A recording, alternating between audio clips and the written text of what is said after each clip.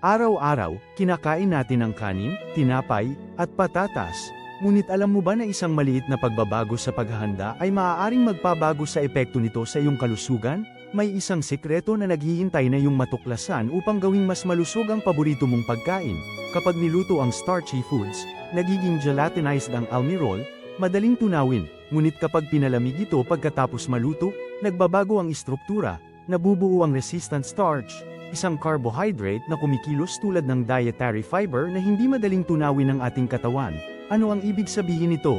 Ang resistant starch ay hindi mabilis na nagpapataas ng asukal sa dugo, mas mababa ang glycemic index ng pagkain, mahalaga para sa blood sugar control, nagsisilbi rin itong pagkain para sa mabuting bakterya sa bituka, nagpapabuti sa digestive health at immune system, simpleng pagpapalamig lang ng kanin, pasta, o patatas, may malaking benepisyo sa kalusugan.